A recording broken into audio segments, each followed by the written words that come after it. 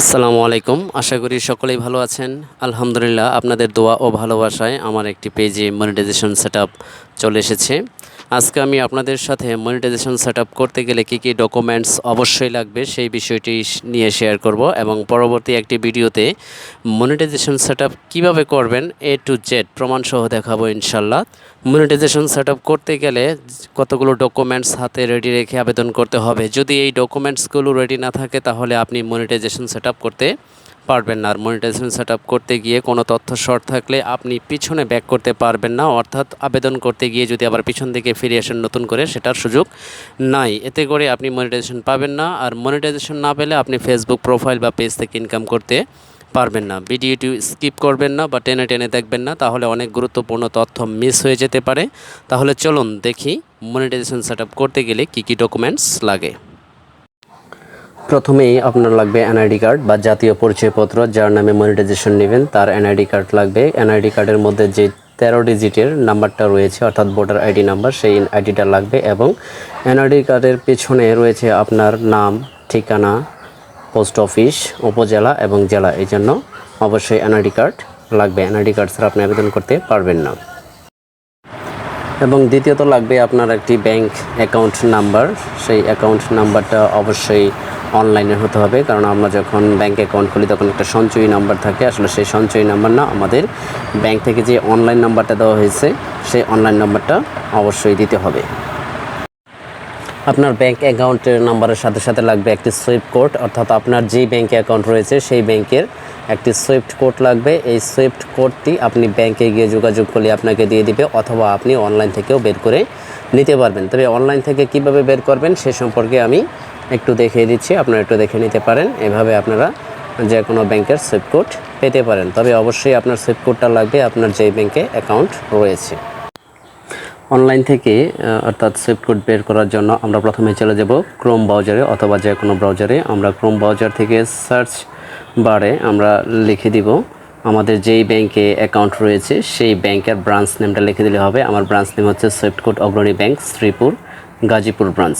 আমি এই সার্চ বারে লিখে দিলেই আমার এইখান থেকে আমার যেই সুইফট কোড আসছে সেটার লিঙ্কটা আমি পেয়ে যাব। একটু স্ক্রল করে নিচের দিকে গেলে এই যে Agrani bank Sreepur branch location Gazipur, এইখানে ক্লিক করে দিব। এইখানে ক্লিক করলেই আমরা আরেকটু নিচের দিকে স্ক্রল করলেই দেখতে পারবো এখানে ব্যাংকের ডিটেলস চলে আসছে। তো ওই যে এখানে আমাদের রয়েছে সুইফট কোড AGBKBDDH। আমরা এইভাবে যে কোনো ব্যাংকের সুইফট কোড খুব সহজে বের করতে পারবো। তাই আপনার যেই ব্যাংকে অ্যাকাউন্ট রয়েছে বা যেই ব্যাংকের অ্যাকাউন্টের তথ্য আপনি মনিটাইজেশন দিতে চান সেই ব্যাংকের সুইফট কোড আপনি এইভাবে বের করে নিতে পারেন। তৃতীয়ত আপনার লাগবে একটি টিন সার্টিফিকেট। এই টিন সার্টিফিকেট বের করতে হলে আপনাকে অবশ্যই অনলাইনে আবেদন করে এই টিন সার্টিফিকেট বের করে নিতে হবে।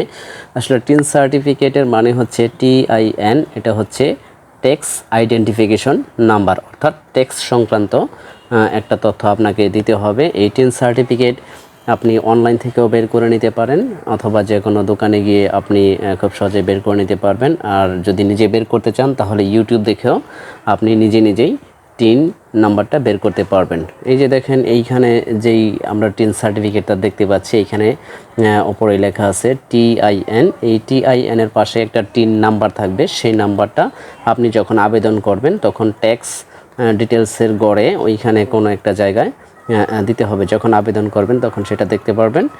এইখানে অবশ্যই টিন নাম্বারটা দিতে হবে। টিন নাম্বার ব্যতীত আপনি মনিটাইজেশনের জন্য আবেদন করতে পারবেন না। চতুর্থ এবং সর্বশেষ যে ডকুমেন্টসটি লাগবে সেটি হচ্ছে ফেসবুক আইডি এবং পাসওয়ার্ড। এখানে আসলে আমাদের কোন আইডি এবং পাসওয়ার্ডটা লাগবে সেটা একটু ভালো করে বুঝতে হবে। অর্থাৎ আমরা যেই পেজের মনিটাইজেশন নিতে চাই সেই পেজটা আসলে কোন প্রোফাইলের আন্ডারে আছে এটা আমাদের জানতে হবে, বা আমরা কোন প্রোফাইল থেকে মনিটাইজেশন করতে চাই সেই প্রোফাইলের আইডি এবং পাসওয়ার্ডটা অবশ্যই জানা থাকতে হবে। বিশেষ করে আমরা যেই ইমেল অথবা ফোন নাম্বার দিয়ে এবং পাসওয়ার্ড দিয়ে লগ ইন করি এইগুলি আমাদের জানা থাকতে হবে। দেখা গেছে বেশিরভাগ ক্ষেত্রে আমরা যারা ফেসবুক ইউজ করি আমাদের বেশিরভাগ ক্ষেত্রে হয়তো পাসওয়ার্ড মনে থাকে না, নয়তো আমাদের ইউজার নেম বা আমরা কোন ইমেল দিয়ে খুলেছি বা কোন ফোন নাম্বার ব্যবহার করেছি এটা কিন্তু আমাদের বেশিরভাগ ক্ষেত্রে মনে থাকে না। তাই এই বিষয়টা খুবই গুরুত্বপূর্ণ, কারণ মনিটাইজেশনের আবেদনের এটা একেবারে শেষ প্রান্তে গিয়ে ফেসবুক প্রোফাইল এবং এই পাসওয়ার্ড দিয়ে লগ ইন করতে বলে। তখন যদি আমরা লগ ইন করতে না পারি তাহলে আমাদের মনিটাইজেশন আবেদনের প্রক্রিয়াটা পুরোটাই বাতিল হয়ে যাবে বা এখান থেকে ব্যাক আসার কোনো সুযোগ নেই, তাই আমাদেরকে দিতে হবে। আর এখান থেকে যদি আমরা পিছন দিকে আসি তাহলে কিন্তু আমরা আবেদন করতে পারবো না। তাই এই বিষয়টা অবশ্যই গুরুত্বপূর্ণ।